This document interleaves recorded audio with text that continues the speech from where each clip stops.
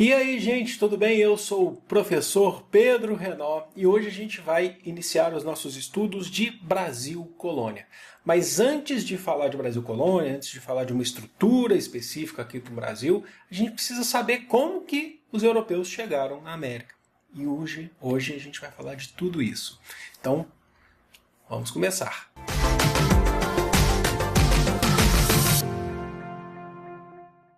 Bom, primeira coisa, antes de falar de rotas de navegação, entre outras coisas, é preciso ter algumas memórias, algumas questões que são importantes aqui para a gente entender. Então, primeira coisa, o objetivo de se conquistar novas terras para os europeus lá no século XVI, no século XV e no século XVI, na verdade, é o objetivo econômico. Primeira coisa que vocês precisam saber, gente, olha, isso é muito importante, é economia vai ser a base, tá? Isso é muito importante mesmo. Então, o que acontece? A gente está falando de estados nacionais, de Portugal, Espanha, depois Inglaterra, França, Holanda, e esses estados nacionais querem enriquecer. A gente saiu da Idade Média, entenderam? Então, qual que é a ideia? Obter lucros fora da Europa. Produtos que, às vezes, eles vão encontrar fora da Europa que estão escassos na Europa. Então, metais preciosos e as especiarias. O que são as especiarias? São basicamente temperos que serviam para duas coisas específicas na Europa. Primeiro, temperar. Você não tinha uma variedade de temperos, então a comida era sempre de um gosto muito parecido na Europa. Você já tentou comer comida sem tempero? É tudo muito parecido, na verdade. Então isso vai vender muito na Europa. Segundo ponto, conservação de alimentos. Porque a gente está vivendo uma outra época. E o excedente agrícola é muito alto, certo? Pós-Idade Média. Então vamos conservar alimentos, entenderam?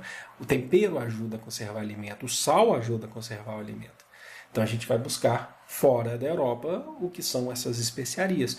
Principalmente em um local que já era conhecido pelos europeus, que são as Índias.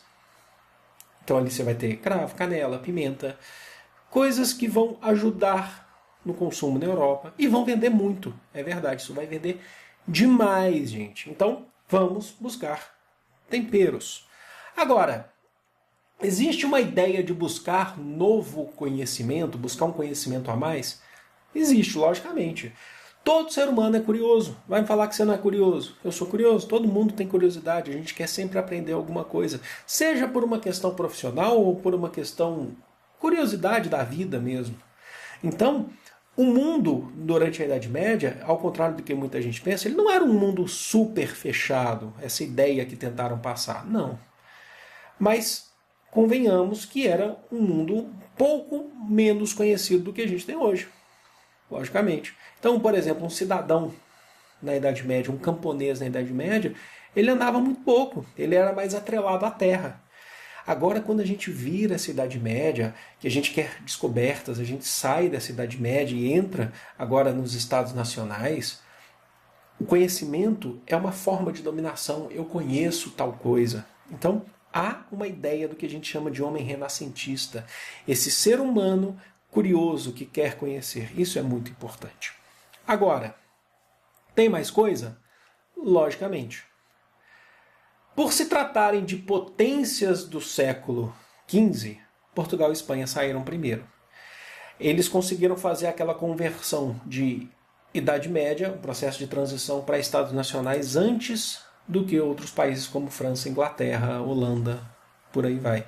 Então Portugal e Espanha eram considerados as grandes potências do período, principalmente Portugal. A gente vai ver aqui que os maiores feitos das navegações são iniciados por Portugal. É ali que você vai ter uma burguesia mercantil que vai se fortalecer a cada ano que passa e um rei, um Estado nacional forte, que vai querer sempre conquistar, que vai querer também cobrar tributos, que vai querer enriquecer.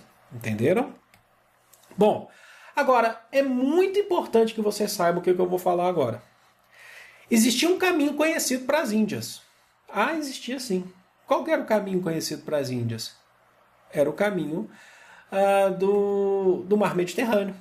o caminho para a Ásia. Por quê? Porque já era conhecido desde a Idade Média, com as relações da Europa Central com Constantinopla, que seria a atual Istambul, Turquia, com as cruzadas para a reconquista de Jerusalém, era pelo mar Mediterrâneo.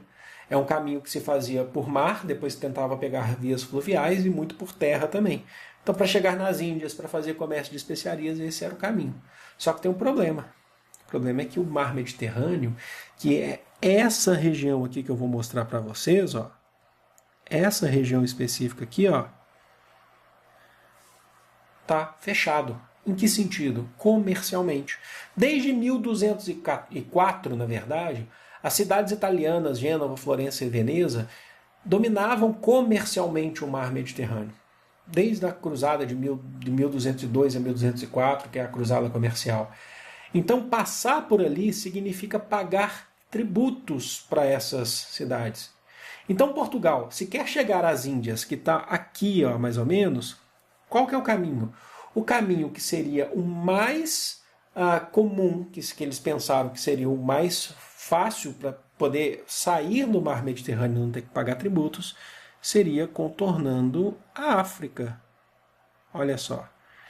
É um caminho mais longo, mas eles, ao mesmo tempo que eles forem contornando o continente africano, segundo eles iriam conquistando essas terras também. Iam abrir uma nova rota. Entenderam por que é importante? E a ideia de contornar a África vem muito também, que a gente chama de navegação de cabotagem, que é a navegação pela costa. O medo, inclusive, de ir para o oceano, de ir para terras mais distantes, né, para águas mais distantes de terras, né, com medo de se perder, logicamente. Então, vocês já entenderam isso. Vamos passar para frente. Por quê? Agora a gente inicia os principais fatos, as principais rotas, os principais feitos. Se liga aí, gente. 1415, Portugal conquista a cidade portuária de Ceuta, no norte da África. Ah, mas qual que é a importância disso e onde que é a cidade de Ceuta? Está aqui marcado para vocês, cidade de Ceuta. Ela está ali, basicamente, no Estreito de Gibraltar. O que acontece? Para cá é o mar Mediterrâneo, não se pode ir. Certo? Então vamos fazer o quê? Vamos contornar a África. Para isso, vamos conquistar, inicialmente, a gente vai conquistar ponto por ponto do território africano. A cidade de Ceuta, no norte da África, é o primeiro ponto a ser conquistado.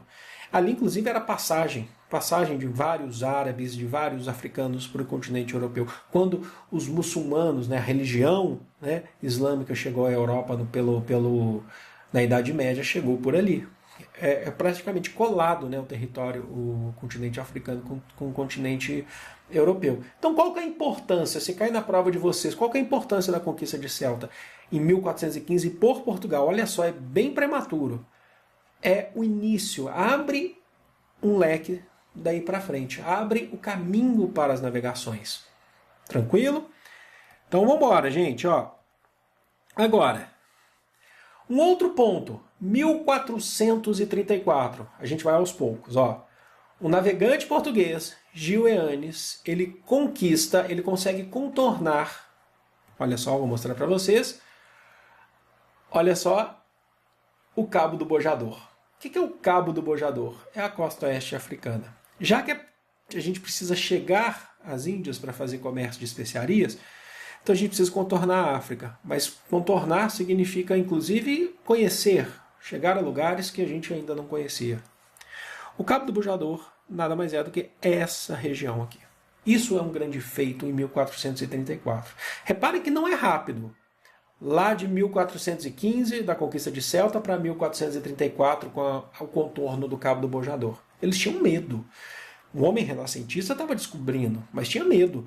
Acreditavam-se em lendas medievais que, descendo aí a costa oeste africana, eles chegariam a lugares onde as águas são envenenadas, que os navios afundavam, que as sereias cantavam, enfeitiçavam os marinheiros. Quando o Gil Eanes ele consegue contornar, ele fala, olha, passamos, não tem nada disso. Aos poucos a gente vai conquistando. Compreenderam? Então, aí a gente segue para o próximo passo. Isso é muito importante. Prestem bem atenção. Em 1479 é assinado o Tratado de Alcaçovas-Toledo. O que é isso? Portugal já contornou, já conheceu o Cabo do Bojador e ele vai conquistando tudo que está pela frente. Só que tem uma outra questão. A Espanha também está disputando territórios, porque a Espanha também está saindo, se lançando ao mar. Então os dois assinam um tratado. Atenção! Portugal vai ficar com as ilhas atlânticas de Madeira, Cabo Verde e Açores. A gente está falando dessa região aqui, as ilhas que estão ali em volta do Cabo do Bojador.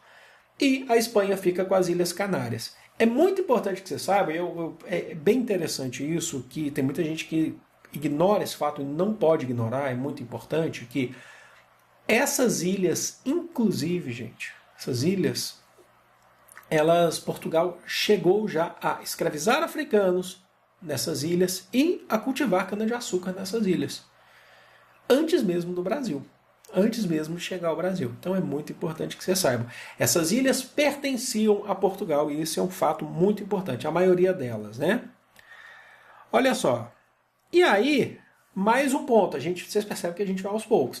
Passou-se mais ou menos quase uma década. Em 1488, o navegante português Bartolomeu Dias, ele fez um grande feito para Portugal.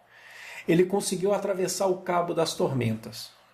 Primeira coisa, quem são seus heróis? Ou seus ídolos? Não é normal, às vezes você tem um ídolo, tem um herói no esporte, na música, na política. Pode ser, isso é normal, absolutamente normal. Naquele período, os heróis portugueses, os grandes heróis portugueses, eram os navegantes. Antes de um navegante sair em viagem, você tinha uma festa, festas que duravam dias no porto. E quando retornava, a festa era maior ainda. Eram pessoas consideradas heróis pelo governo português e pelo povo português porque conquistou, entenderam? Trouxe novas possibilidades para o país, enriquecimento que poderiam gerar, inclusive, consequências sociais, né, além das econômicas. Bartolomeu Dias foi o maior herói de Portugal até Cabral chegar ao Brasil, porque ele tinha feito a maior conquista de Portugal. E qual foi essa conquista? Ele conseguiu atravessar o Cabo das Tormentas, que é essa região aqui, costa sul-africana, que era distante demais para eles, eles tinham dificuldade. Qual que era a dificuldade? Era uma região que tinha, sim, várias tempestades, porque era uma região de conflito de zona de ar frio com zona de ar quente. A geografia, logicamente, que vai explicar isso muito melhor do que eu. Mas chamava-se tormentas justamente porque eles tinham dificuldade de passar por ali, gente. Os navios, eles se perdiam. O Bartolomeu Dias, ele fez o seguinte, ele perdeu o medo, contornou o Cabo das Tormentas por fora. E aí ele falou, consegui, descobri, tem que perder medo da tempestade, tem que chegar por fora, passar por fora da tempestade.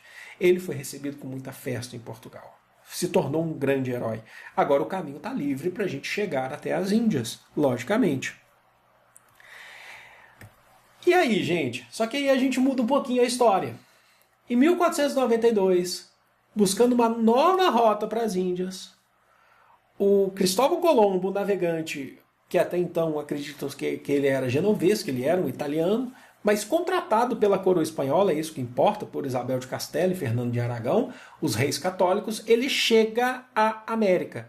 Ele queria chegar às Índias, do mesmo jeito que Portugal. Só que qual que é o problema? Vamos lá então. A Espanha não poderia passar pelo Mar Mediterrâneo, porque as cidades italianas dominavam o Mar Mediterrâneo. E a costa africana, o contorno, já era a rota de Portugal, não podia passar por aqui. Então como é que a gente faz? Como é que faz? Ele acreditou na ideia de dar a volta no mundo. Vamos dar a volta no mundo, a gente vai chegar nas Índias por um outro caminho. Então a rota espanhola era diferente da rota portuguesa, que era diferente da rota tradicional medieval, que era o Mar Mediterrâneo. Só que, o que ele vai fazer? Ele vai vir e vai parar de frente com a América Caribenha. Acreditava-se inicialmente que tinham chegado nas Índias. Acreditavam sim, isso é verdade.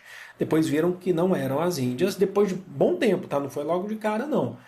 E aí é logicamente que os espanhóis vão, lá na frente, mais na frente vão chamar de América, por conta de Américo Vespúcio, que não foi Colombo que levou, inclusive, que deu origem ao nome, Mas é importante que vocês saibam que os espanhóis eles continuaram chamando a América de Índias por muito tempo, século XV, século XVI, chamando de Índias. Só que eles diferenciavam, eles falavam assim, Índias ocidentais. As orientais é aquela que a gente tradicionalmente está falando das especiarias. As ocidentais para os espanhóis, se você chegasse para um espanhol lá no século XVI e falasse América, ele ia estranhar. Agora, se você falasse Índias ocidentais, ele fala, agora eu sei o que você está falando. Você está falando do novo mundo. Chegaram ao novo mundo e falaram, aqui também pode ter riquezas. Então isso é bem interessante. Agora, só que tem uma questão. Em 1493, Portugal exige, falou, vocês chegaram num território que a gente também quer.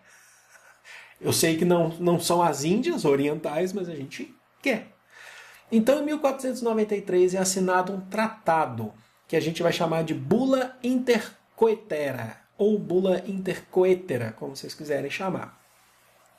O que é esse tratado? Vamos dividir o Novo Mundo entre Portugal e Espanha. Certo? Dividir essas terras que a Espanha chegou. Por que a Espanha ia querer dividir esse Novo Mundo, gente? É muito interessante isso.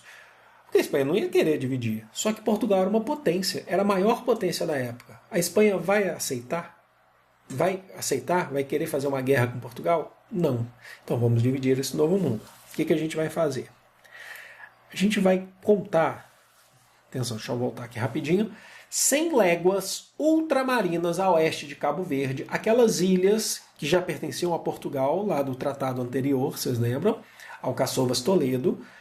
100 léguas a oeste. Na hora que chegar a 100 léguas, a gente traça uma linha imaginária e tudo que tiver a oeste vai ser da Espanha, tudo que tiver a leste vai ser de Portugal. Certo? 100 léguas. Cabo Verde por quê? Porque era uma terra. Tá? A gente está falando mais ou menos aqui, tá? A gente vai traçar 100 léguas, vai andar 100 léguas. Na hora que chegou, a gente traça a linha imaginária. Qual que é a questão? Onde que deu o tratado da Bula Intercoetera de 1493? No meio do oceano. Se tudo que está a oeste é da Espanha, então a América toda é da Espanha. Ah, Portugal foi ver o que tinha? Não necessariamente, mas Portugal, pelos cálculos que ele fez, ele acreditou que 100 léguas era muito pouco. Então ele falou, ó, não está rolando, exijo um novo tratado. Não dá, porque as nossas terras vão dar em água. Não é para dar em água. E aí? Exige um novo tratado. 1494 é assinado o Tratado de Tordesilhas. A mesma questão da Bula Intercoetera. Vamos dividir a América entre Portugal e Espanha. Tudo que tiver a oeste é de Espanha, tudo que tiver a leste é de Portugal. Só que a questão é que, em vez de 100 léguas, a gente sobe para 370 léguas. Portugal fala, joga para frente, porque eu quero ter terra. E aí se traça esse tratado. Importante, muito importante, anotem. Foi assinado com consentimento, e na verdade a proposta da própria Igreja Católica, que era muito influente tanto em Espanha e em Portugal. Tinha interesses próprios, ela que intermediou esse tratado que foi assinado na cidade de Tordesilhas, na Espanha, tinha muito interesse próprio, inclusive de conquista, inclusive de economia, inclusive de conquistar novos fiéis, caso seja a possibilidade. Então a igreja acreditava que estar na América por Portugal e por Espanha dava mais representatividade. E tinha toda aquela questão da Espanha também não querer arrumar uma guerra com Portugal. Então, 370 léguas. Aqui a gente está marcado, ó, a Bula Intercoetera. A gente vai pegar aqui a região aí de Cabo Verde, vai traçar, vai andar. E aí? Tratado de Tordesilhas. Esse é o que vai dar origem ao território que a gente vai conhecer como Brasil. Então já é um pedaço do Brasil, ainda que menor. A gente vai ter outros tratados, inclusive, que a gente vai trabalhar aqui nas aulas. Mas, por enquanto, a gente vai trabalhar com a ideia do Tratado de Tordesilhas, entenderam? E aí, gente? Em 1499, muito importante, o navegante português Vasco da Gama, enfim, chega às Índias. Volta o foco para as Índias, porque ainda não fomos ver o que tem nessa terra aí, nesse novo mundo que a Espanha chegou primeiro. Então, o Vasco da Gama ele consegue chegar através de todo o aprendizado do século que a gente já viu em Calicut, nas Índias. Formou governo, formou um processo de administração colonial, fez comércio de especiarias. Tá? Antes de chegar ao Brasil, Portugal, que já estava empenhado, como a gente viu nessa aula, ele conseguiu chegar às Índias. Olha só que interessante. Mas e aí? E aí o grande problema, toda a questão já está resolvida? Não. Em 1500, que aí é o que de fato faz a gente entrar na história do Brasil colonial, Pedro Álvares Cabral, navegante português, chega ao Brasil para garantir as posses portuguesas do Tratado de Tordesilhas. Agora, prestem muita atenção novamente. Existia uma história de que falava que eles queriam chegar às Índias e se perderam. E essa história é endossada ainda mais porque o Bartolomeu Dias estava nas caravelas de Cabral, assessorando Cabral. Bartolomeu Dias era o maior herói de Portugal. E ele estava com Cabral, assessorando Cabral, que ainda assim era considerado inexperiente em relação a Bartolomeu Dias. Mas fala, então eles queriam chegar nas Índias e bater um vento errado e chegaram no Brasil. Está errado. A chegada às Índias já seria um caminho conhecido. Ao longo dos séculos, Portugal conheceu o caminho. E chegou, um ano antes de chegar ao Brasil, com Vasco da Gama. Por que Bartolomeu Dias estava ali? Para ensinar a chegar nas Índias, mas é uma outra questão. O rei de Portugal, Dom Manuel, deu a tarefa a Cabral, com suas 11 caravelas e 2 naus. Nau é uma caravela um pouco maior, tá, gente? Qual que é a tarefa? Vai ver o que tem do Tratado de Tordesilhas, que é nosso, as nossas posses, e depois você parte para as Índias para fazer governo, criar um sistema de administração. Entenderam? Por que Bartolomeu Dias estava? Para assessorar Cabral, mas porque eles iam para as Índias depois. Mas antes, a ideia era, vai ver o que tem, conquista tudo que vier pela frente, e depois você parte para as Índias. Tanto é que Cabral, ele ficou pouco tempo no Brasil e foi viver nas Índias depois. Olha só qual foi o trajeto. Eles tinham o hábito de passar pelas Ilhas Atlânticas e depois eles chegaram no Brasil. Mais ou menos uma rota, sim, não tão curva assim. Ficaram alguns dias no Brasil e depois fizeram o trajeto rumo às Índias. Não tem segredo, não tem mistério. Aí você fala assim, mas por que então falar que foi sem querer? Não foi sem querer. Os próprios portugueses falaram que foi sem querer naquele período, justamente para poder enganar outras nações que tinham interesses no Novo Mundo também. Falar, a gente não foi porque o Tratado de Tordesilhas. A França, por exemplo, ignorava o Tratado de Tordesilhas. Aí Portugal falou, não, a gente chegou sem querer e conquistou. Chegou, é nosso, entenderam? Era inclusive para ignorar, para poder enganar outras nações. Vocês compreenderam? Bom, gente, espero que vocês tenham gostado, espero que vocês tenham entendido esse processo, porque aí na próxima aula, de fato, a gente já entra num processo mais de administração ou de primeira estrutura colonial no Brasil. Vou ficando por aqui. Beijo.